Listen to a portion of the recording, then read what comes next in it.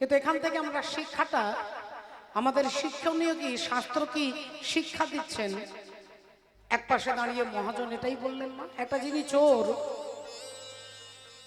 চোর, যিনি চুরি করে, সেও চুরিটা করে তার ছেলে মেয়েকে ভালো রাখবে বলে, সেও চুরি করে নিজে আনন্দ পাবে বলে, সুখ পাবে বলে, সংসারের সুখের জন্য, আনন্দের জন্য সেও চুরি করছে।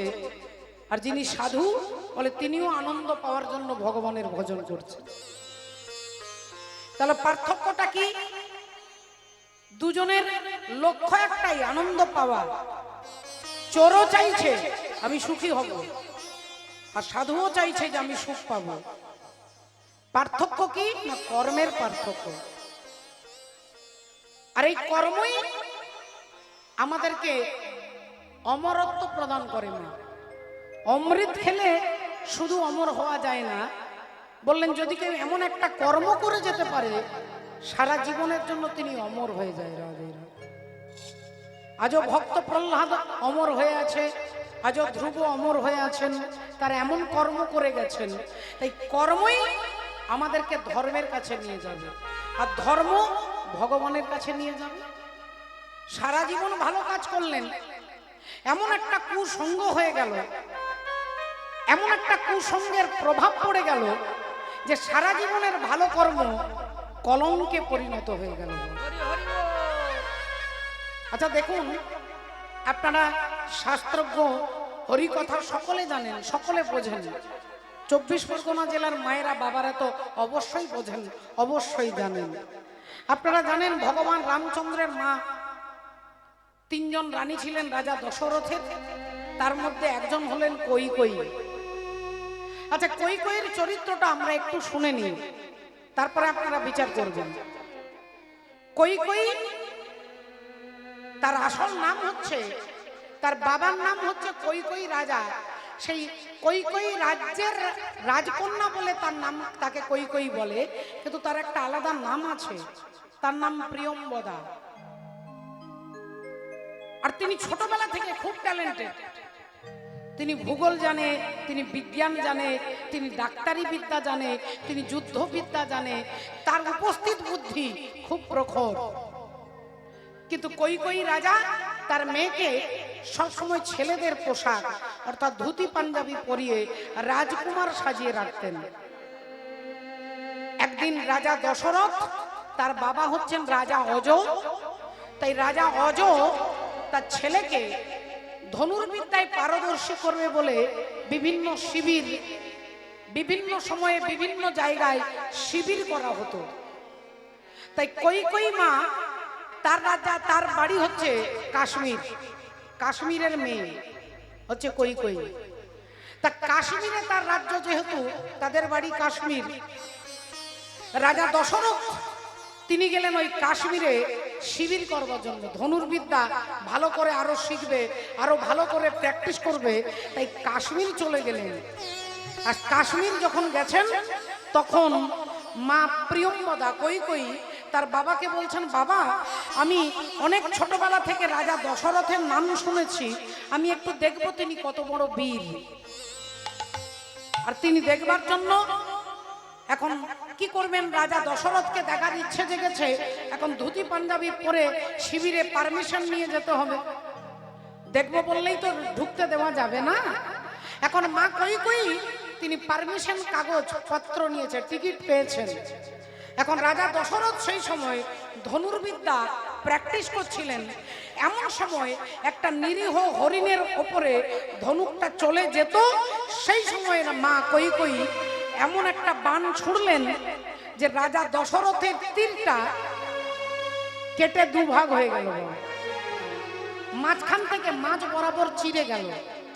রাজা দশরথ চমকে উঠলেন যে আমার বাণটাকে এইভাবে মাঝখানে নষ্ট করে দিতে পারে এত বড় বীর কে? এই যেই পিছন ফিরে তাকিয়ে দেখছে, দেখছেন অপূর্ব এক রাজকুমার দাঁড়িয়ে আছেন। রাজা দশরথ বললেন, আপনি কে?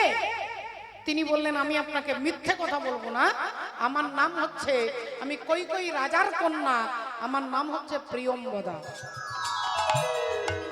বললেন, তোমার নাম আমি অনেকদিন শুনেছি, তুমি মেয়ে হয়েও নাকি বিরাট বীর, তাহলে তোমাদের রাজ্যে এসেছি, রাজা দশরথের সঙ্গে আলাপ আলোচনা হলো, কিন্তু ভক্তিমতী মায়েরা এখন প্রিয়ঙ্গদা মনে মনে চিন্তা করছে যে অযোধ্যা রাজ্যটাকে রাজা রাবণ বিভিন্ন দিক থেকে ঘিরে রেখেছে। মহারাষ্ট্রে আছে কে? শূর্পণখা, খরদূষণ, ওখানে আছে, ওই দিক থেকে ঘিরে রেখেছে। বিহারে কে আছে? না, বিহারে আছে ভক্তমণ্ডলী ভক্তিমতী মায়েরা, সেখানে এক অসুরকে রেখেছে, তারকা, তারকা রাক্ষসীকে রেখেছে। এইদিকে লঙ্কাতে রাবণ আছে, বিভিন্ন দিক থেকে অযোধ্যাকে ঘিরে রেখেছে। এখন মা কৈকেয়ী মনে করছে যে রাজা দশরথ কিছু করছে না কেন? চারিদিকে এত রাক্ষস, এত সাধুদের উপরে অত্যাচার, এত ভক্তের উপরে অত্যাচার, অথচ রাজা দশরথ কোনো চিন্তাই করছে না। তাহলে এক কাজ করি, এই রাজ্যটাকে রাক্ষস মুক্ত করতে গেলে রাজা দশরথকে বিবাহ করতে হবে। রাজা দশরথ বয়সে অনেক বড়, অনেক বৃদ্ধ, বুড়ো, তবুও বিয়ে করলেন। শুধু কেন না, শুধুমাত্র ওই রাজ্যটাকে রক্ষা করবার জন্য প্রিয়ঙ্গদা মা কৈকেয়ী রাজা দশরথকে বিবাহ করলেন। তিনি ডাক্তারি বিদ্যায় কত ভালো ছিল, রাজা দশরথের এমন ক্ষমতা ছিল, তিনি 10টা রথকে একসঙ্গে চালনা করতে পারতেন। 10টা রথকে তিনি চালনা করতে পারেন, তাই তার নাম হচ্ছে রাজা দশরথ।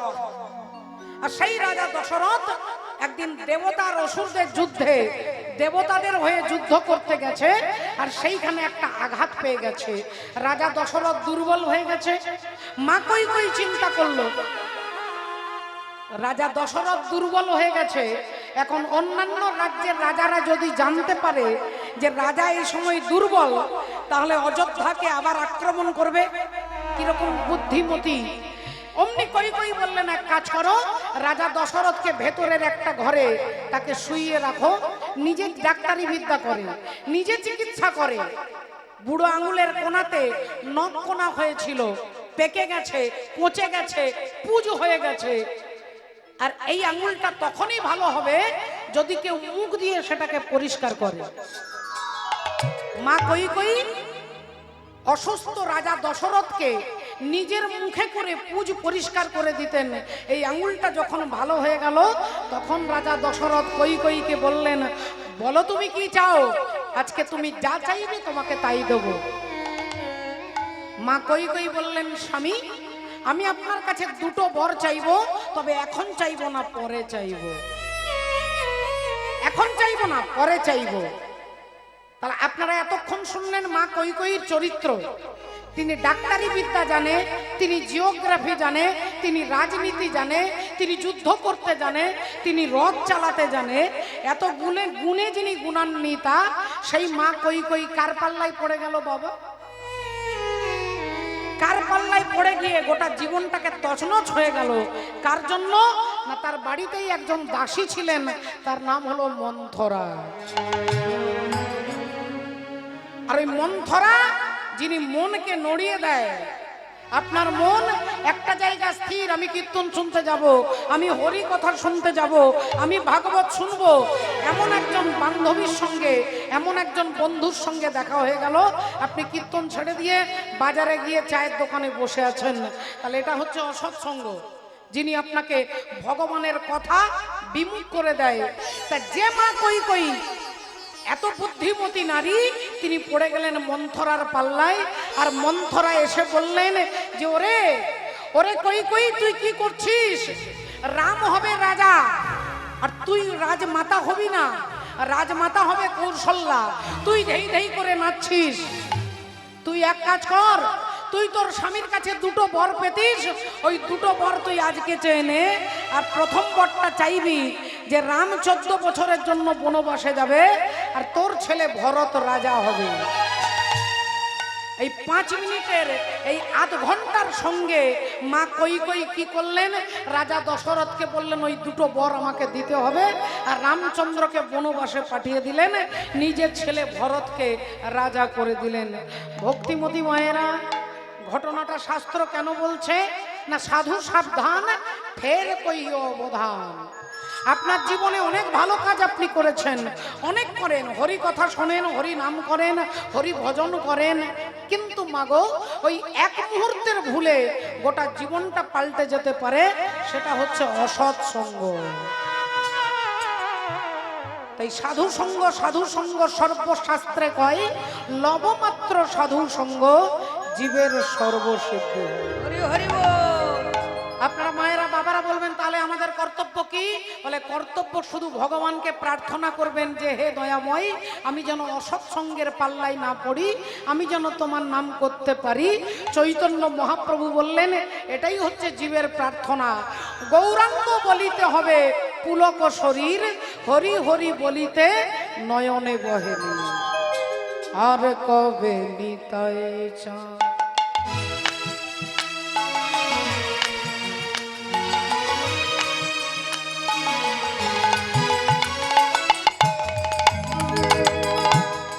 আর কবে নিতাই চা।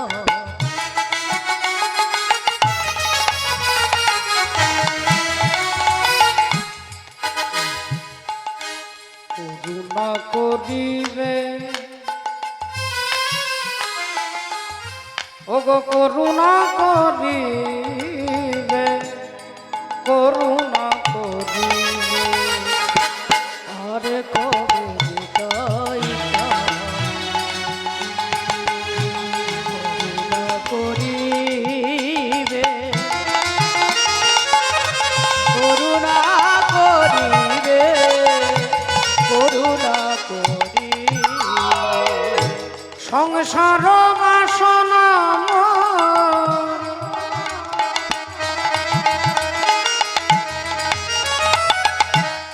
কবে তুচ্ছ হবে, সংসার বাসনা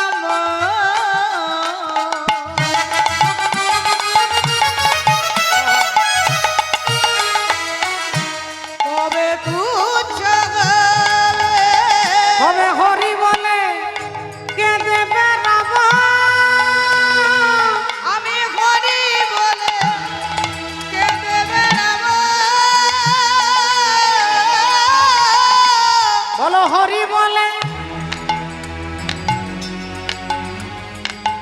কে দেবে রাবা। আমি হরি বলে কে দেবে ও যে ধুলাই গড়া গড়ি দেব হরি বলে। কে দেবে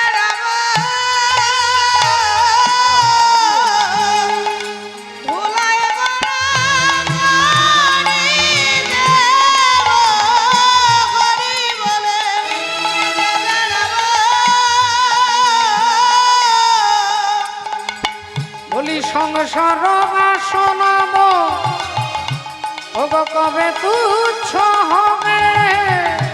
সংসার বাসনা কবে তুচ্ছ হবে। সংসার বাসনা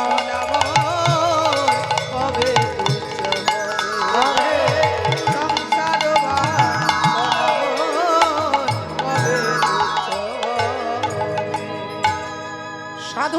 সাধু সঙ্গ সর্বশাস্ত্রে কয়, লবমাত্র সাধু সঙ্গ জীবের সর্বসিদ্ধি হয়। সর্বসিদ্ধি হবে মা, জীব যদি সাধু সঙ্গ করে আপনি যা চাইবেন তাই হবে, কিন্তু সাধুকে সাধুর মতো হতে হবে। আর আপনার সঙ্গের সাধু সঙ্গ কাকে বলে আগে এটা জানতে হবে। এই যে এখানে কীর্তন শুনছেন, বছরের পর বছর বিভিন্ন জায়গায় ছুটে যাচ্ছেন, আগে আপনাকে লক্ষ্যটা স্থির করতে হবে যে আপনি কেন কীর্তন শুনতে যাচ্ছেন। আমি কেন কীর্তন শুনতে যাচ্ছি, আমি কেন কীর্তন করছি, আমি কেন নামের মালা জপ করছি, আমি কেন তীর্থে যাচ্ছি। আগে আপনাকে লক্ষ্যটা স্থির রাখতে হবে। আর লক্ষ্য যদি লক্ষ্য রকমের হয় তাহলে একটাও সিদ্ধান্তে পৌঁছাতে পারবেন না। আগে আপনাকে লক্ষ্য স্থির করতে হবে যে আমি এই জন্য কীর্তন শুনছি। আমি ভগবানকে পাওয়ার জন্য কীর্তন শুনছি, আমি আমার একতলা বাড়ি দুতলার জন্য কীর্তন শুনছি, আমার ছেলেটার চাকরির জন্য কীর্তন শুনছি, আমি একটা নাতি পাওয়ার জন্য কীর্তন শুনছি। আগে আপনি লক্ষ্যটা স্থির করুন, আপনি কি চাইছেন? লক্ষ্য যতক্ষণ স্থির না হবে লক্ষ্য ভেদ করা সম্ভব হবে না বাবা। লক্ষ্যকে ভেদ করতে গেলে আপনাকে লক্ষ্য স্থির করতে হবে। আপনারা সকলে জানেন মহাভারতে দেখাচ্ছেন গুরু দ্রোণাচার্য তার সমস্ত ছাত্রদেরকে শিষ্যদেরকে ডেকেছে। সবাই যখন লম্বা লাইন দিয়ে দাঁড়িয়েছে হাত জোড় করে গুরুদেবকে প্রণাম করে, গুরুদেব বললেন আজকে তোমাদের ইন্টারভিউ নেওয়া হবে, পরীক্ষা হবে। কি পরীক্ষা? বলে ওই দেখো গাছের ডালের ওপরে একটা পাখি বসানো আছে, ওই পাখির যে চোখ সেই চোখটাকে লক্ষ্য ভেদ করতে হবে। পাখির যে চোখ সেই চোখটাকে লক্ষ্য ভেদ করতে হবে। যিনি পারবেন তিনি হবেন আমার প্রধান শিষ্য। ছাত্রদের মধ্যে একটা আলোড়ন সৃষ্টি হয়ে গেল, পারতে হবে, গুরুদেবের প্রধান শিষ্য হতে হবে। সবাই একটা হই হই ব্যাপার, সকলের একটা টান টান ভাব। সবাই ভাবলো তাহলে বেশ পাখির চোখকে লক্ষ্য ভেদ করতে হবে। বেশ কয়েকজন একটু প্র্যাকটিস শুরু করে দিল। একজন রাধে রাধে, কেউ ভগবানকে ডাকতে লাগলো, কেউ ইষ্ট দেবতাকে ডাকতে লাগলেন। এইবার ধনুর্বাণ নিয়ে সবাই দাঁড়িয়ে গেলেন। পাখির চোখকে লক্ষ্য ভেদ করতে করতে কেউ পারলেন না। এক এক করে আসছে, যুধিষ্ঠির এলেন, পারলেন না, ভীম এলো, পারলেন না। কেউ যখন পারছে না সবাই ব্যর্থ। গুরু দ্রোণাচার্য অর্জুনের দিকে তাকিয়েছেন, বাবা অর্জুন এবার তুমি দেখাও, তুমি যদি না পারো তাহলে জানবো আমার সমস্ত ছাত্রদেরকে এখনো ট্রেনিং সম্পূর্ণ হয়নি। অর্জুন অমনি গুরুদেবকে প্রণাম করে আর অমনি পাখির চোখটাকে লক্ষ্য ভেদ করবে।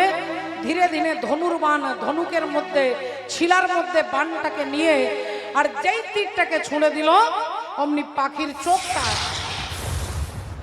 সোজা লক্ষ্য ভেদ হয়ে গেল। সমস্ত ছাত্ররা তালি দিল, সবাই উলুধ্বনি দিল, হরিধ্বনি করলো। গুরু দ্রোণাচার্য আনন্দে তার বুকটা ভরে গেল। অর্জুনকে ছুটে গিয়ে জড়িয়ে ধরলেন। কিন্তু কাজটা তো এখানেই শেষ নয়।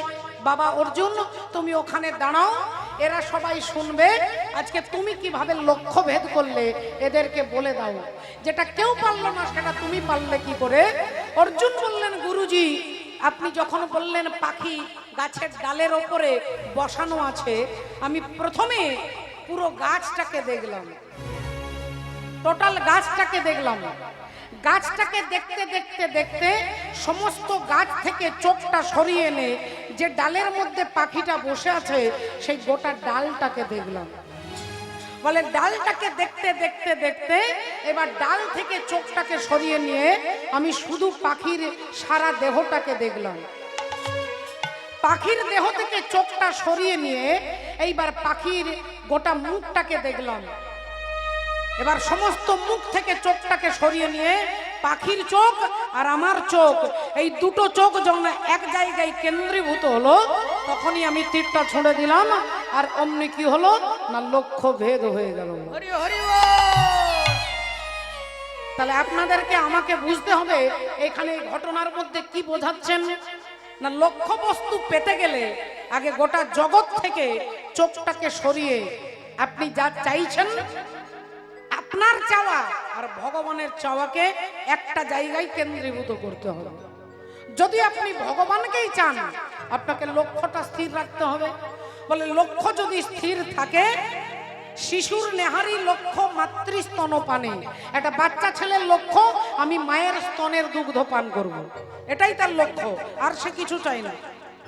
শিশুর নেহারি লক্ষ্য মাতৃস্তন পানে, মাতালের স্থির লক্ষ্য মদিরা সন্ধানে, সতী খুঁজে পুঁজিবারে পতির চরণ, কুলোটার লক্ষ্য হরে কিসে পরমন, বাঁদরের লক্ষ্য শুধু ফলের বাগান, শুকুনির লক্ষ্য দুর্ভাগাড়ের সন্ধান, শৃগালের লক্ষ্য মৃতদেহ লয়ে টানাটানি, আর নিন্দুকের লক্ষ্য শুধু পরনিন্দা গ্লানি, জ্ঞানীর লক্ষ্য শুধু তর্ক উপার্জন, আর ভক্তের লক্ষ্য শুধু শ্রীহরির চরণ।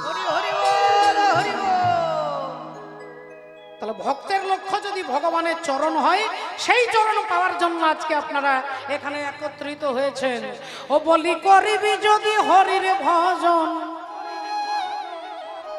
ও খেপা করবি যদি হরির ভজন, ও যে ছাঁচার জল মোড় কচাই ওঠা। ছাঁচার জলটাকে মোড় কচাতে ওঠাতে হবে। মোড় কচা মানে কি? দেখবেন ঘরে একটা চাল থাকে, ওই ঘরের চালটাকে আমাদের পুরুলিয়া, বাঁকুড়া, বীরভূম, বর্ধমান জেলাতে মোড় কচা বলে বলে। তা বীরভূমের কবি এই সুন্দর গানটা লিখেছেন, তাই তিনি মোড় কচা বলছেন। ছাঁচার জল মোড় কচায় ওঠা, অর্থাৎ নিচ থেকে ঊর্ধ্বগতি হতে হবে। রাধে রাধে। ও যে ছাঁচার জল মোড় কচায় ওঠা, ও হরি ভজন করো একা, হরি সাধন করো একা, ভজন করো একা, হরি সাধন করো একা, হরি ভজন করো একা, হরি সাধন করো একা। ও যে করবি যদি, ও খেপা করবি যদি হরির ভজন, তবে ছাঁচার জলময় কচাই ওঠা, ভজন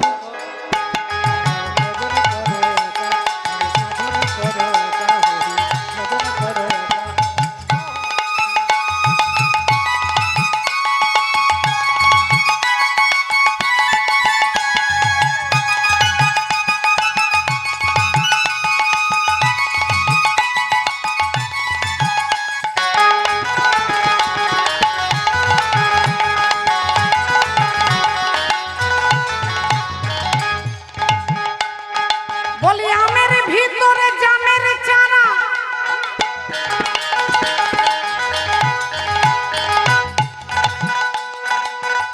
ও মায়েরা, আম গাছে জাম, আমের গাছে জাম হবে মা। এই প্রাকৃত দেহ দিয়ে অপ্রাকৃত ভগবানকে পাওয়া যাবে। ভগবানের দেহ 8টা উপাদান দিয়ে তৈরি, আমাদের দেহ 8টা উপাদানে তৈরি। আমাদের দেহটাকে প্রাকৃত দেহ বলে, আর ভগবানের দেহটা রক্ত মাংস দিয়ে তৈরি নয়। ভগবানের দেহ সচ্চিদানন্দ বিগ্রহ, সৎ, চিত আর আনন্দ, এই 3টে উপাদানে ভগবানের দেহ তৈরি হয়।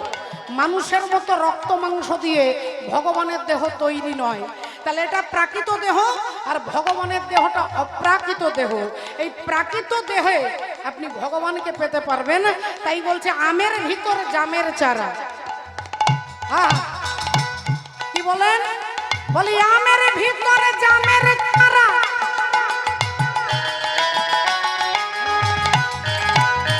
ও যে 3টি বটাই আটা আর 4 রকমের ফল ধরেছে, ও খেপা 5 রকমের মিঠা।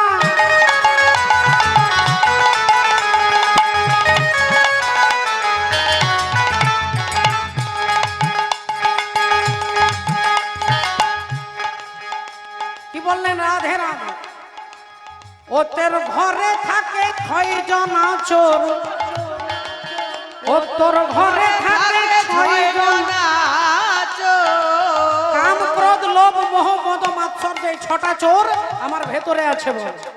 ও তোর ঘরে থাকে 6 জনা, ও খেপা জান গে আগে সেটা হরি ভজন করো একা, হরি সাধন করো একা, হরি ভজন করো একা, হরি সাধন করো একা, ভজন করো একা, হরি সাধন করো একা। ও বলি করবি যদি হরির ভজন, ও যদি করবি যদি হরির ভজন, ও যে ছাঁচার জল মোড় কচাই ওঠা, ভজন করো একা, হরি সাধন করো একা, হরি ভজন করো একা, হরি সাধন করো একা, হরি ভজন করো একা, হরি করো একা, ভজন করো একা, হরি সাধন করো একা, ভজন করো একা, হরি সাধন করো একা, ভজন করো একা, হরি সাধন করো একা। মাননীয় ভক্তমণ্ডলী, ভক্তিমতী মায়েরা, আমরা সামাজিক জীব, আমাদের একা থাকতে ভালো লাগে না। কিন্তু যদি কারোর একা থাকতে ভালো লাগে, তাহলে জানবেন ভগবান আপনাকে কৃপা করেছে। একা থাকতে যদি আপনার ভালো লাগে যে আমি একা থাকবো, তাহলে জানবেন ভগবান আপনার বুদ্ধি রূপে সেইখানে আপনাকে কৃপা করেছে মা। একা থাকতে আমাদের ভালো লাগে না, একটু গল্প করব, একটু আড্ডা দেব, একটু সংসারের কথা বলবো, এটাই আমাদের স্বাভাবিক গুণ। রামচন্দ্র রাবণের দুজন কর্মচারী, একজনের নাম খর আর একজনের নাম দূষণ। এই খর আর দূষণকে পাঠিয়েছে যে যাও ওই দুই ভাইকে মেরে এসো। আর খর দূষণ এই দুজন একটা দল নিয়ে 10,000 সৈনিক নিয়ে খর দূষণ আসছে রামচন্দ্রকে আঘাত করবেন বলে। লক্ষণ অমনি বলে উঠল কানে কানে, বলছে দাদা রাবণের দুজন কর্মচারী খর দূষণ আসছে তোমাকে অ্যাটাক করবার জন্য, আক্রমণ করবার জন্য। রামচন্দ্র বললেন ভাই লক্ষণ এক কাজ করো, তুমি তোমার বৌদিকে নিয়ে একটু দূরে গিয়ে লুকিয়ে থাকো। লক্ষণ বললেন দাদা কি বলছো তুমি, 10,000 সৈনিক নিয়ে আসছে, তুমি একলা থাকবে? রামচন্দ্র বললেন হ্যাঁ আমি একাই আমি সামলে নেব, তুমি তোমার বৌদিকে নিয়ে তুমি একটু দূরে চলে যাও। রাধে রাধে। লক্ষণ বললেন দাদা তুমি ভুল করছো, বৌদি হচ্ছে শক্তি আর আমি হলাম তোমার দাস সেবক। তাহলে শক্তি আর সেবককে বাদ দিয়ে দিলে তুমি যুদ্ধ করবে কার বলে? যুদ্ধ করতে গেলে শক্তি দরকার হয়। তাহলে তোমার শক্তি হচ্ছে সীতা, তুমি বলছো সীতাকে নিয়ে চলে যাও। আবার তোমার যেহেতু আমি দাস সেবক, তাহলে সেবকেরও একটা দরকার আছে, তুমি বলছো আমাকেও চলে যেতে। রামচন্দ্র বললেন আমি যা বলছি তাই করো, তোমরা একটু দূরে লুকিয়ে যাও। এখন সীতা দেবীকে নিয়ে লক্ষণ ঠাকুর লুকিয়ে গেছে, রামচন্দ্র একা বসে আছে। আর খরদূষণ 10,000 সৈনিক নিয়ে আক্রমণ করতে আসছে। ভগবান রামচন্দ্র দূর থেকে কিচ্ছু করলেন না, না ছুড়লেন গদা, না মারলেন তীর, না মারলেন পাথর, না মারলেন ইট, কিছু নয়, শুধু দূরে দাঁড়িয়ে রামচন্দ্র একটু হেসে দিলেন। 10,000 সৈনিক যে যার মুখের দিকে তাকাচ্ছে, দেখছে একজন আরেকজনকে দেখছে, এ রাম, দেখছে এর ভেতরে রাম, এ দেখছে ওর ভেতরে রাম, এ দেখছে ওকে রাম, ও দেখছে একে রাম। এ ভাবছে আমি যাকে খুঁজছি এ তো সেই, আর ও ভাবছে আমি যাকে খুঁজছি এ তো সেই। নিজেদের মধ্যে মারামারি কাটাকাটি করে 10,000 সৈন্য হরিবোল হয়ে গেল। নিজেদের মধ্যে মারামারি করে কাটাকাটি করে। রাধে রাধে। আপনি প্রণাম কাকে করবেন? আপনার ভেতরেও রাম, আপনি যাকে প্রণাম করছেন তার ভেতরেও রাম। আগে আপনাকে জানতে হবে ওই দুজন অসুর খরদূষণ তারা হচ্ছে বিকার। আর বিকার মানুষের মধ্যে উৎপন্ন হয় কখন? বলে সঙ্গের গুণে। আপনার কাছে যখন সিনেমার গল্প করবে আপনার মনটা সিনেমার মতো তৈরি হয়ে যাবে। আপনার কাছে যখন সংসারিক কথাবার্তা বলবে আপনার মন সংসারের রসে ডুবে যাবে। তাহলে রামচন্দ্র বোঝাচ্ছেন কি না, তুমি যখন একা থাকবে তখন না তোমার মধ্যে ক্রোধ জন্মাবে, না কাম জন্মাবে, না লোভ জন্মাবে। তুমি একা থাকলে ভজন সাধন করতে পারবে। তাই একা যদি কেউ ভজন সাধন করে তার ভেতরের বিকার ধ্বংস হয়ে যাবে। এই কারণে মাঝে মাঝে 24 ঘন্টার মধ্যে অন্তত আধ ঘন্টা যদি কেউ একা থাকে, এই জন্য ধ্যান করতে বলে, তপস্যা করতে বলে, ভজন করতে বলে। কেন? আপনার মাইন্ডটাকে কন্ট্রোল করবার জন্য। মাইন্ডকে কন্ট্রোল করবার জন্য একা থাকতে হয়। তাই একা যিনি আছেন তিনি এটা ভেবে নেবেন যে একা শুধু থাকলে হবে না, একা থাকতে গেলে ভজন করতে হবে। রাধে রাধে।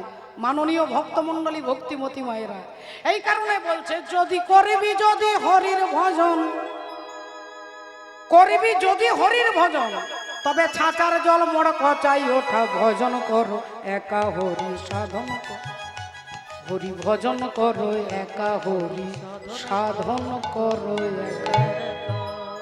তাই মাননীয় ভক্তমণ্ডলী, ভক্তিমতী মায়েরা, আমরা তো পারবো না, আপনাদের সন্তান আছে, নাতি আছে, জামাই আছে, বলে সংসারে আপনি থাকবেন, আপনার মনটাকে ভগবত চরণে রাখতে হবে। চৈতন্য মহাপ্রভু এই কারণেই এলেন কলির জীবকে সংসারে থেকে কি করে ভগবানকে পাওয়া যায় আজকে একটু জেনে নেব। দেখুন, একজন সংসারী মানুষ বলে তিনিও ভগবানকে পেতে পারেন, আর একজন বৈরাগী মানুষ সারা জীবনে বিয়ে করেনি, জঙ্গলে থাকে, বলে তিনিও ভগবানকে পেতে পারবেন। দুজনেরই রাস্তা এক জায়গায় গিয়ে মিলবে। বলে কি রকম? বলে একটা হচ্ছে লোকাল রাস্তা আর একটা হচ্ছে বাইপাস রাস্তা। বাইপাস রাস্তা দিয়ে যিনি যায় সেখানে না আছে কোনো জ্যাম, না আছে কোনো ট্রাফিক গন্ডগোল, না আছে রাস্তা উঁচু নিচু, সেখানে কোনো কিছু ঝামেলা নেই, গাড়ি সোজা চলে যাবে, বাইপাস দিয়ে অনেক তাড়াতাড়ি আপনি পৌঁছাতে পারবেন। আর যিনি লোকাল রাস্তা দিয়ে যাবে বলে তাকে দেখতে হবে কে পায়ে হেঁটে আসছে, কে মোটর সাইকেল যাচ্ছে, কোনখানে ভ্যান ঢুকে যাচ্ছে, কোনখানে টোটো চলে আসছে। আপনাকে দাঁড়াতে হচ্ছে, আবার চলছেন, আবার দাঁড়াতে হচ্ছে। কোথাও গর্ত আছে, কোথাও আছে বাম্পার, আপনাকে কখনো লাফাতে হচ্ছে, কখনো নিচে পড়তে হচ্ছে। এই ধাক্কা খেতে খেতে খেতে আপনি আপনার গন্তব্যে পৌঁছাচ্ছেন। এটা হচ্ছে সংসারী মানুষ। সংসারে জ্বালা আছে, যন্ত্রণা আছে, ব্যথা আছে, চিন্তা আছে, দুঃখ আছে, বেদনা আছে, হতাশা আছে। এত কিছুর মধ্যে যদি আপনি ভগবানের ভজন করতে পারেন, তাহলে এই লোকাল রাস্তাতে একদিন আপনি আপনার ঘরে পৌঁছে যাবেন। আর বাইপাস রাস্তা দিয়ে গেলে বলে না আছে ছেলে, না আছে নাতি, না আছে মেয়ে, না আছে জামাই, কোনো কিছুই গন্ডগোল নেই, সোজা চলে যাচ্ছেন। কিন্তু দুজনেই যাচ্ছে কোথায়? বলে ভগবত ধামে, রাধে হরি হরি বল। ভগবানের ধামে। তাই মহাপ্রভু বললেন যে হরিনাম করো, হরিনাম ছাড়া আপনি বাইপাস দিয়েও ভগবানের কাছে যেতে পারবেন না, আর লোকাল রাস্তা দিয়েও যেতে পারবেন না। তাই হরিনামটা করতে হবে মা। হাসি মাখা বদনে আর ছল ছল নয়নে, নয়নে ওগো আনন্দ কাননে মন ভ্রময়নিবা। একবার হরি বল, হরি বল মনে রে আমার, হরি বল। হরি বল, হরি বল মনে রে আমার। একবার হরি বল, হরি বল মনে রে আমার। একবার হরি বল, হরি বল মনে রে আমার। বলি হাসি মাখা বদনে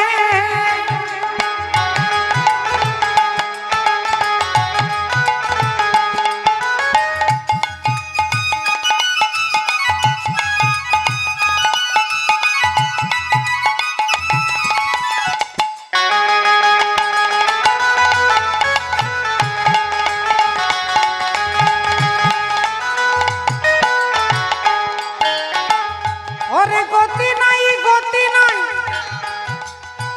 এই হরি নাম ছাড়া, কণ্ঠ ভরিয়া গাও হয়ে আত্মহারা।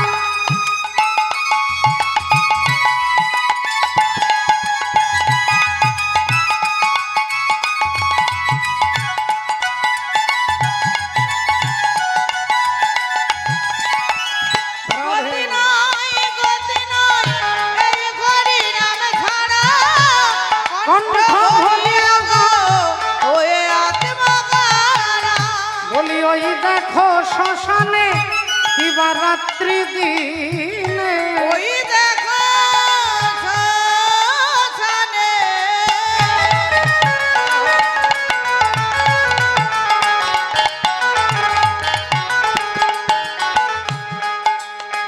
বলি ওই দেখো শ্মশানে কিবা রাত্রি দিনে ওগো পুড়িতেছে মানুষের কত অহংকার। হরি বল, হরি বল মনে রে আমার। একবার হরি বল, হরি বল মনে রে আমার। একবার হরি বল, হরি বল মনে রে আমার। একবার হরি বল, হরি বল মনে রে আমার। একবার হরি বল, হরি বল মনে রে আমার। ওই পদকর্তা এক পাশে দাঁড়িয়ে কলম দিচ্ছেন, বিষয় ছাড়িয়া কবে শুদ্ধ হবে মন। আজ বিষয় ছাড়িয়া কবে শুদ্ধ হবে মন। বিষয় ছাড়িয়া কবে শুদ্ধ হবে মন। ছাড়িয়া কবে শুদ্ধ হবে মন। কবে হম হেরব সেই মধুর বৃন্দাবন। কবে হবে হেরব সেই মধুর বৃন্দাবন। কবে হবে হেরব সেই মধুর বৃন্দাবন। অগরূপ রঘুনাথ পদে হইবে আকুতি।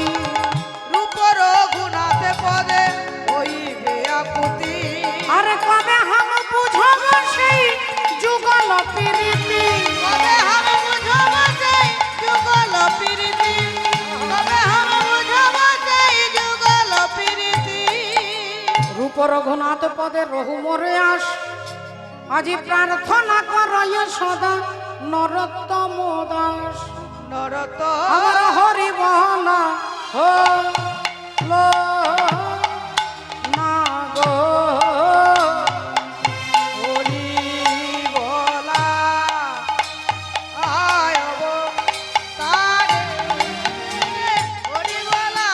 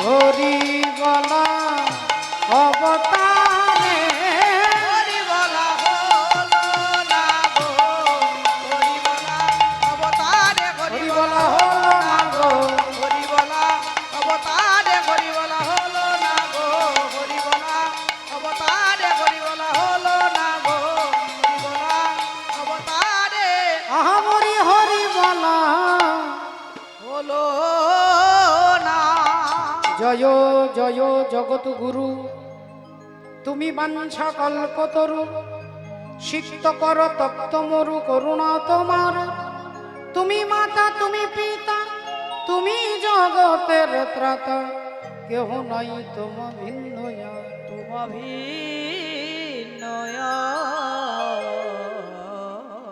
সকলের চরণে দণ্ডবত প্রণাম জানিয়ে শ্রদ্ধেয় বাবা ঠাকুর ভক্তিমতী মায়েরা আজকে যে ভগবানের কথা যে হরি গুণ কীর্তন আপনারা শুনতে একত্রিত হয়েছেন এই হরিবাসরে আমরা শুনবো আজকে পরম ধার্মিক রাজা বিচক্ষণ রাজা ন্যায়শীল রাজা সত্যবাদী রাজা যার কথা আপনারা এর আগে হয়তো অনেকবার শুনেছেন বিভিন্ন শাস্ত্রের মাধ্যমে বিভিন্ন কীর্তনিয়ার বদন থেকে আমরা সেই সত্যবাদী রাজা হরিশ্চন্দ্রের সত্য যে তিনি যে সত্য রক্ষা করেছিলেন তার তথ্য রাজা হরিশ্চন্দ্রের জীবনীর মধ্য থেকে আমরা জানবো একবার সবাই মিলে বলবো বলো ভগবান কৃষ্ণচন্দ্র কি বলো রাধা রানী কি बोलिए भागवत महापुराण की अनंत कोटि भक्त वृंदो की निताई गौर सीतानाथ প্রেমানন্দে হরি হরি বল হরি বল হরি হরি বল তাহলে রাজা হরিশ্চন্দ্রের কথা জানবো শুনবো আমরা একটা ভজনের মধ্যে দিয়ে ভজন রাজ্যে যাব রাধে রাধে এই ভজনের মধ্যে দিয়ে আমরা ভজন রাজ্যে প্রবেশ করব হায়া খবর है आँखों जो शाम का दर्शन किया करे है आँखों जो शाम का दर्शन किया करे शीश जो प्रभु चरण में वंदन किया करे बेकार वो मुख है जो रहे व्यर्थ बातों में मुख वो है जो हरि नाम का सुमिरन किया करे। हीरे मोती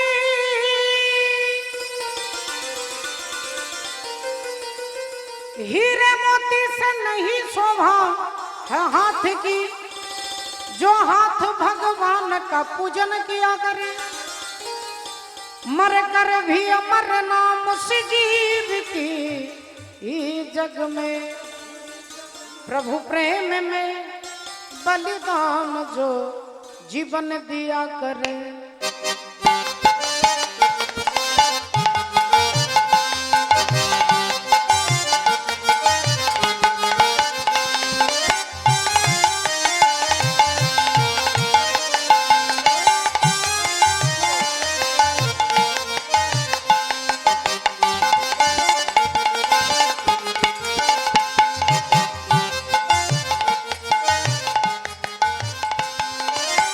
ऐसी लागी लगन मेरा हो गई मगन, ऐसी लागी लगन मेरा हो गई मगन।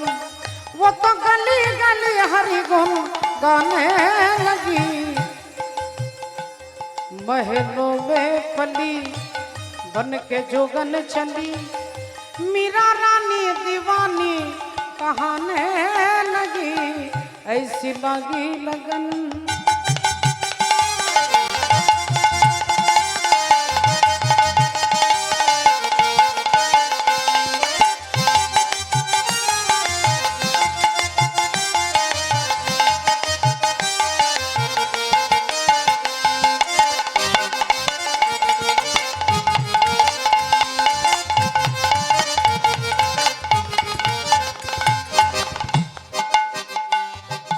कोई रोके नहीं, कोई टोके नहीं,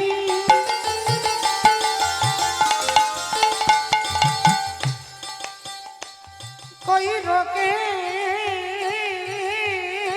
नहीं,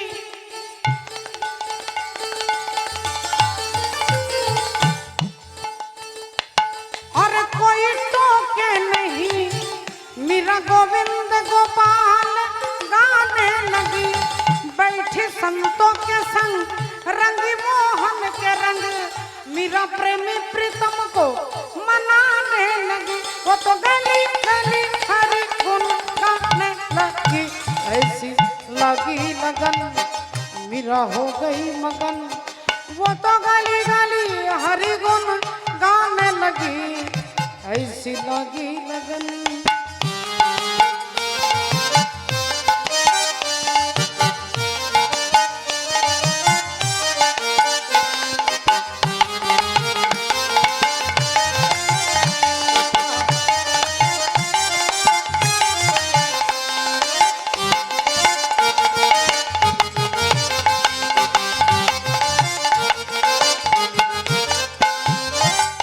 राणा ने विष दिया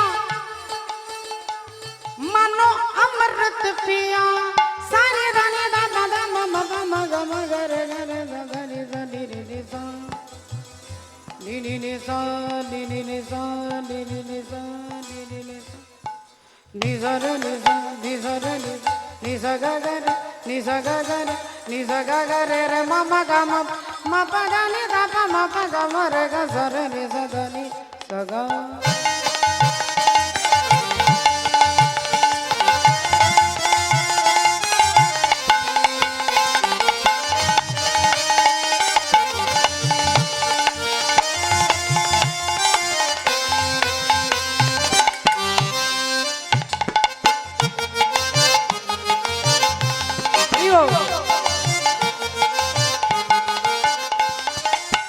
राणा ने विष दिया मानो अमृत पिया, वो तो सागर में सरिता समाने लगी। दुख लाखों सहे मुख से गोविंद कहे, मेरा गोविंद गोपाल गाने लगी। वो तो गली गली हरि गुण गाने लगी। ऐसे लगी लगन मेरा हो गई मगन, ऐसी लगी लगन मेरा हो गई मगन, ऐसी लगी लगन নিরহ নিতাই গৌর সীতানাথ প্রেমানন্দে। হরি হরি বল, হরি বল, হরি হরি বল। তাহলে ভক্তিমতী মায়েরা আজকে রাজা হরিশ্চন্দ্রের কথা জানতে গেলে, শুনতে গেলে আমরা জেনে নেব তিনি হচ্ছেন অযোধ্যার রাজা। অযোধ্যার রাজা রাজা হরিশ্চন্দ্র। বাবার নাম হচ্ছে হরিবীজ, আর হরিবীজের বাবা হচ্ছেন হারিত। তা রাজা হরিশ্চন্দ্র সম্পর্কে একটু আমাদের জানতে গেলে তার সম্পর্কে অন্তত ছোট্ট একটা ধারণা থাকা আমাদের একান্ত প্রয়োজন। সেটা হচ্ছে তিনি ধার্মিক রাজা, তিনি ন্যায়শীল রাজা, তিনি বিচক্ষণ রাজা, তিনি দয়ালু রাজা, তিনি সত্যবাদী রাজা। সেই রাজা হরিশ্চন্দ্র অযোধ্যা নগরে তিনি রাজা হয়ে বসেছেন। হারিতের পুত্র হরি বীজ নাম ধরে, হারিতের পুত্র হরি বীজ নামে ধরে, হারিতের পুত্র হরি বীজ নাম ধরে, হারিতের পুত্র হরি বীজ নামে ধরে। হরি বীজ রাজা হলো অযোধ্যা নগরে। হরি বীজ রাজা হলো অযোধ্যা নগরে, হরি বীজ রাজা হলো অযোধ্যা নগরে। এখন ভক্তিমতী মায়েরা আপনারা সকলে জানেন যে একদিন দাদু চলে যাবে, বাবা রাজা হবে, বাবা চলে যাবে, ছেলে রাজা হবে, ছেলের পরে তার ছেলে রাজা হবে। এইভাবে বংশানুক্রমিক ঘুরতে ঘুরতে এখন অযোধ্যার রাজা হয়েছে হরিশ্চন্দ্র রাজা। তার স্ত্রী হচ্ছে, আপনারা সকলে চেনেন যাকে, তিনি হচ্ছেন মা সব্যা, সব্যা মহারানী। তিনি হচ্ছেন হরিশ্চন্দ্রের স্ত্রী। আর হরিশ্চন্দ্রের একটা ছোট্ট ছেলে আছে, মাত্র 6 বছরের ছেলে, তার নাম হচ্ছে রোহিতাশ্ব। এবার রাজা সম্পর্কে তো আপনারা জানলেন, তিনি অযোধ্যার রাজা, তিনি ধার্মিক রাজা, তিনি সত্যবাদী রাজা, তিনি দানী রাজা। সেই রাজা এদিকে যাচ্ছেন মৃগয়া করতে, মৃগয়া করবার জন্য জঙ্গলে যাচ্ছেন পশু শিকার করতে। এই ঘটনার পরিপ্রেক্ষিতে অনেকে বলেন যে তাহলে পশু হত্যা করছে, তার মানে তিনি মাংস খান, ইত্যাদি ইত্যাদি। এরকম অনেক তর্কমূলক কথা আমরা শুনতে পাই। আসুন আজকে আমরা জেনে নেব যে রাজা দশরথ, ভগবান রাম, আরো বড় বড় রাজারা যারা আমরা শাস্ত্রে যাদেরকে পেয়েছি, তারা শিকার করতে যান কেন, শিকারে যান কেন না? মনে রাখবেন মা, বয়স সবার হবে 5 বছর থেকে 10 বছর, 10 থেকে 20, 20 থেকে 40, 60, 80 বয়স সবার যেমন হয়। জঙ্গলে যেসব প্রাণী, যারা হিংসুটে প্রাণী, যারা মানুষকে হত্যা করে, যারা নরমাংস ভক্ষণ করে, সেই বাঘ সিংহ যখন বুড়ো হয়ে যায়, যখন হিংস্র প্রাণী বুড়ো হয়ে যায়, তখন তাদের দাঁতগুলো নড়বড়ে হয়ে যায়, নখ দুর্বল হয়ে যায়। তাহলে দাঁতের সাহায্যে তারা ছিঁড়ে ছিঁড়ে খাবে। দাঁত ভেঙে গেছে, দাঁত নড়ছে, নখ দুর্বল হয়ে গেছে, শরীর জীর্ণ হয়ে যাচ্ছে, খেতে পাচ্ছে না, ভালো করে খাবার পেটে যাচ্ছে না। ওই প্রাণীগুলোকে কি করে না, সেই দেশের রাজা সেই প্রাণীকে মেরে তাদের বধ করে তাদের যন্ত্রণা থেকে মুক্তি করেন। আর ওই যে পশুটাকে মারলেন, সেই বাঘের ছালটাকে তুলে নিয়ে রাজা কি করে, বড় বড় সাধুদের, যোগীদের সেই চামড়াটা দেন। তারা আসন বিছিয়ে দেখবেন বাঘের চামড়ার উপরে বসে অনেক সাধক তপস্যা করছেন। অনেক সাধককে দেখেছেন তপস্যা করতে, বড় বড় সাধক, বড় বড় ঋষি, তারা বাঘের ছালের ওপরে, হরিণের ছালের ওপরে, সিংহের ছালের ওপরে বসে তপস্যা করেন। রাজা ওই চামড়াটা খুলে ঋষিদেরকে দেন। আর ঋষি যখনই বসে ভগবানের ভজন করবে, বলে ওই প্রাণীটা উদ্ধার হয়ে যাবে। বলো, হরিণ হলে হরিণের ছালের ওপরে বসলে হরিণ উদ্ধার হয়ে যাবে, বাঘের ছালের ওপরে বসলে বাঘ উদ্ধার হয়ে যাবে। এইবার রাজা যে বধ করলো প্রাণীটাকে, রাজার তো অপরাধ হবে, পাপ হবে। রাজা কি করবে না, রাজা যজ্ঞ করে, অশ্বমেধ যজ্ঞ করে, যজ্ঞের দ্বারা নিজে পাপ স্খলন করবেন, পাপ থেকে মুক্ত হবে। এই হচ্ছে তার ইতিহাস। রাজা যখন যুদ্ধ করতে যাবে অন্য রাজার সঙ্গে, তখন আগে তোকে প্র্যাকটিস করতে হবে। তো তাহলে কাকে মেরে প্র্যাকটিস করবে না? ওই জঙ্গলের যেসব প্রাণীরা নিজেরা খেতে পাচ্ছে না, মরে যাচ্ছে, যন্ত্রণা পাচ্ছে, তাদেরকে মেরে তাদেরকে মুক্তি দেন আর কি।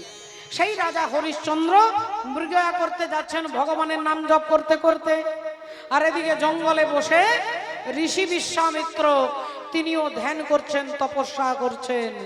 রাজা হরিশ্চন্দ্র ভগবানের নাম স্মরণ করতে করতে যাচ্ছে।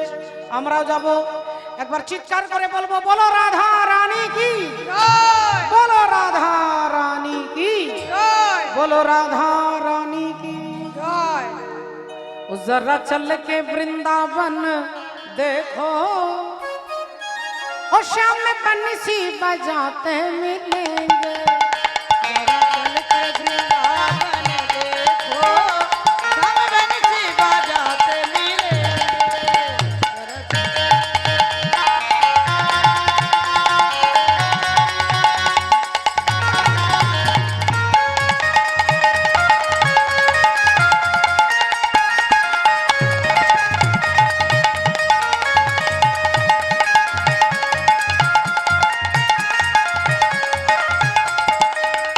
झूला झूल रही हो कि राधा प्यारी, श्याम झूला झूलाते मिलेंगे।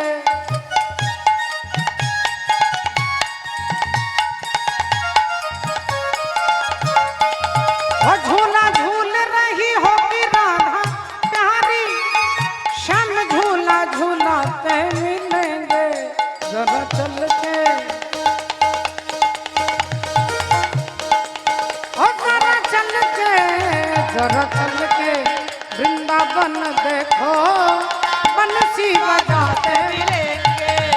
जरा चल के वृंदावन देखो, सब बंसी बजाते मिलेंगे।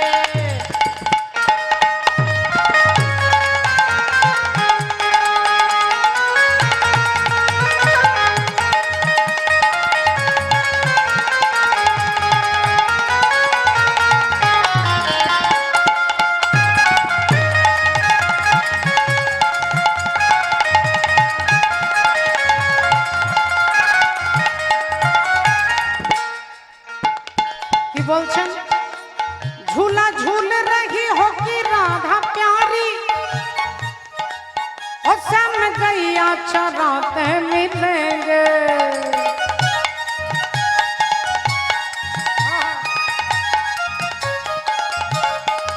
और संग उनकी भी ग्वाल बाल होंगे, श्याम गैया चराते मिलेंगे। जरा चल के,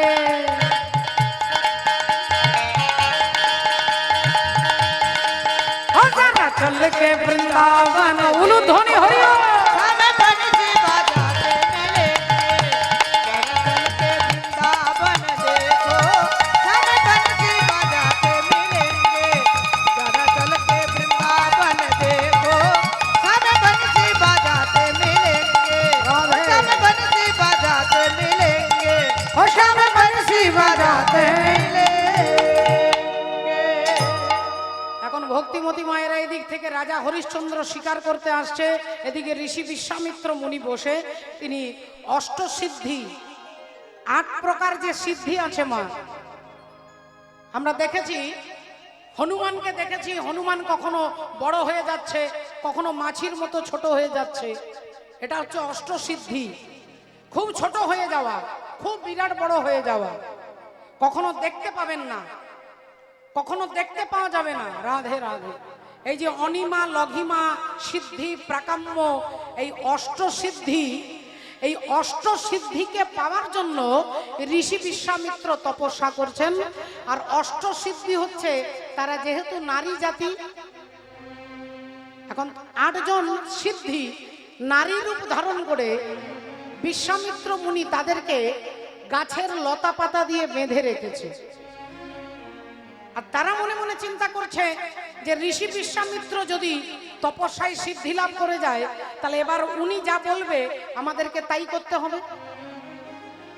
আপনি যদি সাধনা করতে করতে অষ্টসিদ্ধি লাভ হয়ে যায়, আপনি যা বলবেন ওই সিদ্ধিগণকে তাই করতে হবে।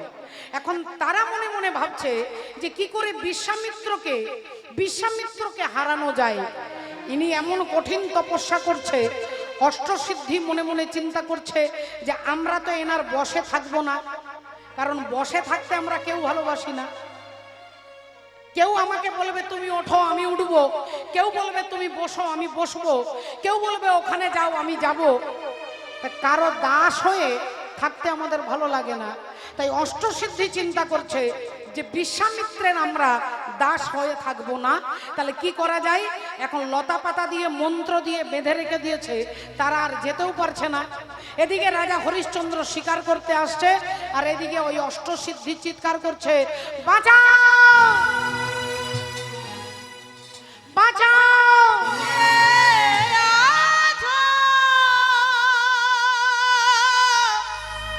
রাজা হরিশ্চন্দ্র থমকে গেলেন, একটু চমকে গেলেন, একটু থমকে গেলেন।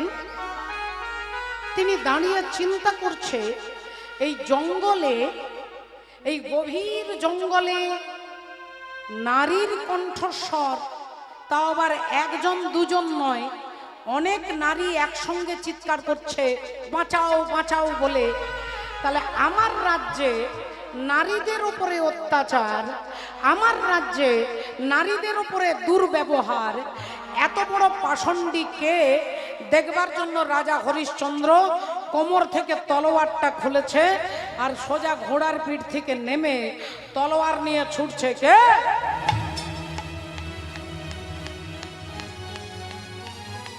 হঠাৎ দেখতে পেলেন একটা গাছের সঙ্গে 8 জন নারীকে লতা পাতায় বাঁধানো রয়েছে। রাজা হরিশ্চন্দ্র ছুটে গেলেন, কে মা, আপনারা কে? তারা বললেন, রাজা মশাই আমাদেরকে বাঁচান, আমাদেরকে বাঁচান, এই লতাগুলো আমরা কাটতে পাচ্ছি না, আপনার হাতে তলোয়ার আছে, ওই তলোয়ার দিয়ে আমাদেরকে মুক্ত করুন, আমাদেরকে বাঁচান।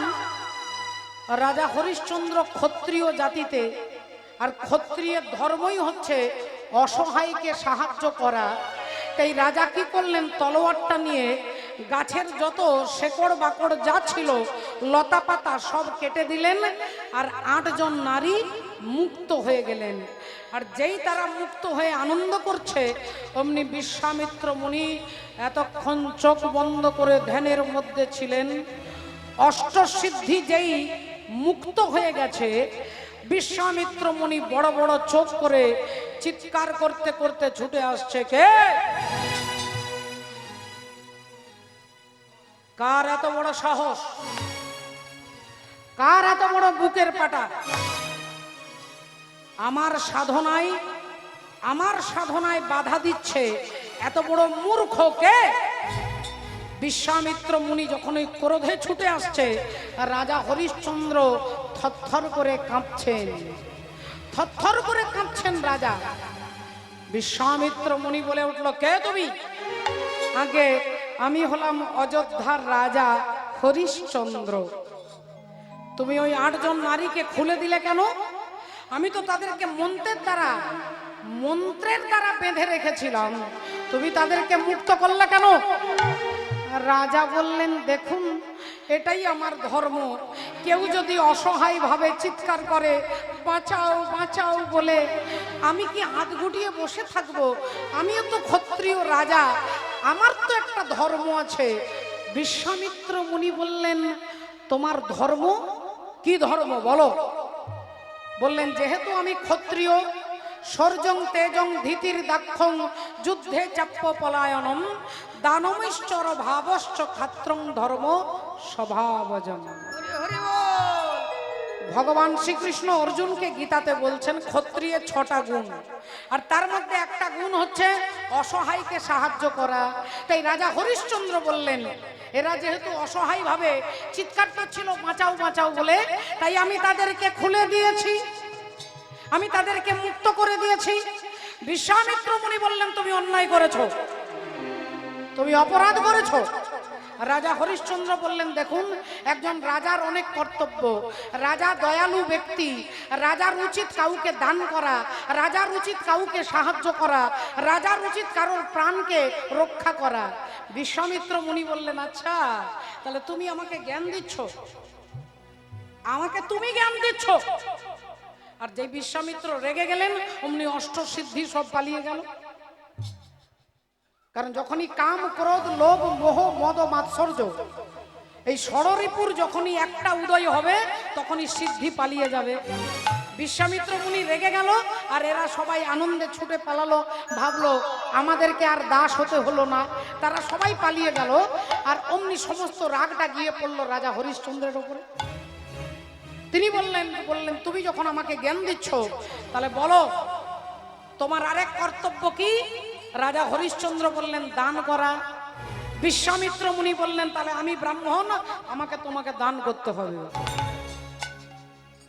আজকে আমি তোমার কাছে যা চাইবো বলে তোমায় সেটা দিতে হবে, তোমায় সেটা দিতে হবে, বলি তোমায় সেটা দিতে হবে, তোমায় সেটা দিতে হবে।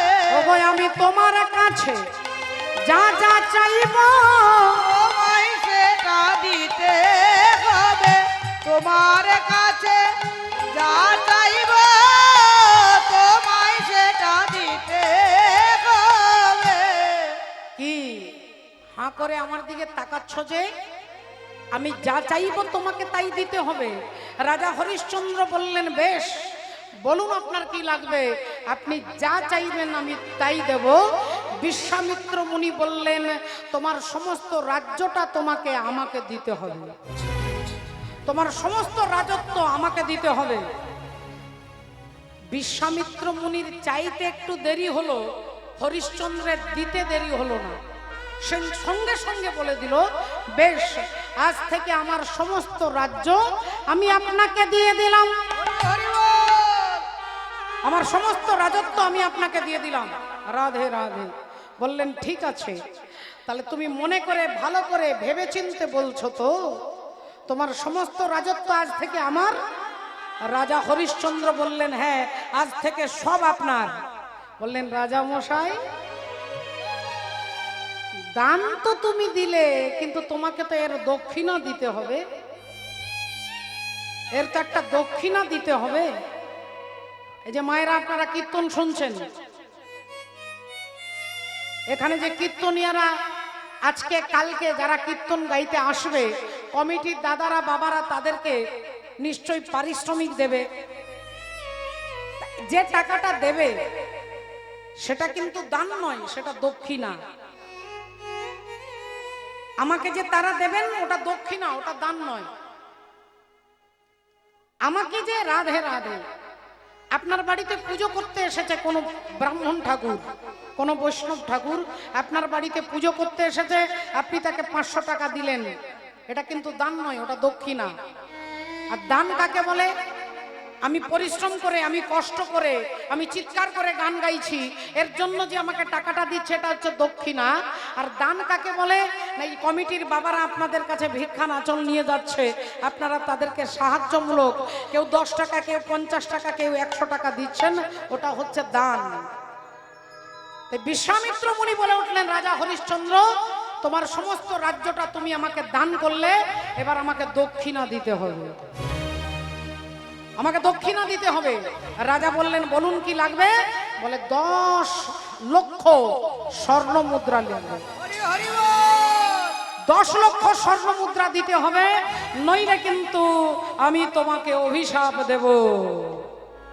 রাজা হরিশ্চন্দ্র বললেন ওরে কে আছিস, কে আছিস?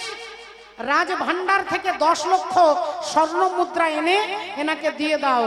যেই বলেছে অমনি বিশ্বামিত্র মুনি বলে উঠলো দাঁড়াও রাজা, তোমার সব কিছু যদি তুমি আমাকে দিলে তাহলে তোমার রাজ ভান্ডারটা কি তোমার? ওটা তো আমার, তাহলে তুমি আমার নিয়ে আমাকে দিচ্ছ কেন? রাজা হরিশ্চন্দ্র বললেন দেখুন আমার কাছে তো এখন এই মুহূর্তে কিছু নেই, তাহলে আমি কি করব? বিশ্বামিত্র মুনি বললেন এক্ষুনি এই মুহূর্তে এই রাজ্য ছেড়ে তোমাকে চলে যেতে হবে। আমার রাজ্য ছেড়ে গোটা পৃথিবী ছেড়ে তোমাকে চলে যেতে হবে। তোমার সঙ্গে শুধু দুটো জিনিস নিয়ে যাবে, একটা হচ্ছে তোমার স্ত্রী আর একটা হচ্ছে তোমার ছেলে। এই তিনজনে মিলে আমার পৃথিবী ছেড়ে তোমরা চলে যাও।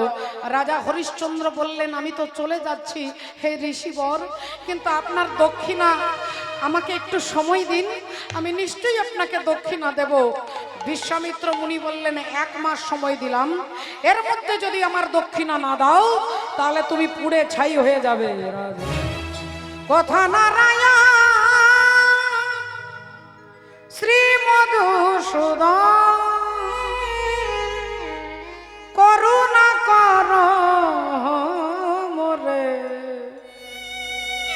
করুণা কর মোরে। কোথা নারায়ণ শ্রী মধুসূদন করুণা করো মোরে, করুণা করো মোরে। কোথা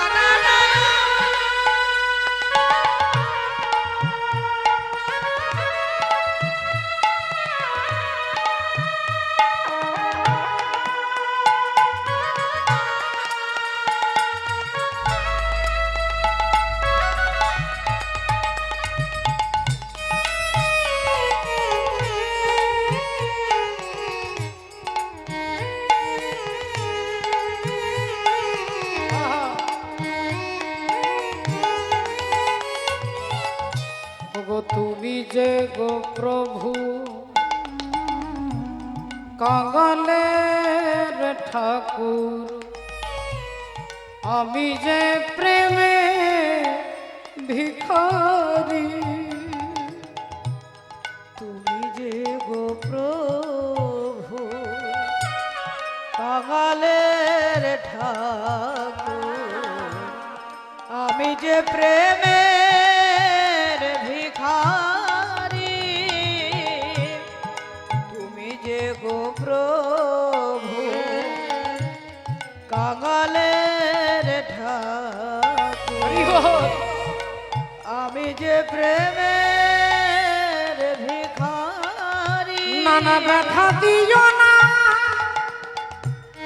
ও গো ব্যথাহারি, তোমায় বাঁধিল প্রেমের ডোরে,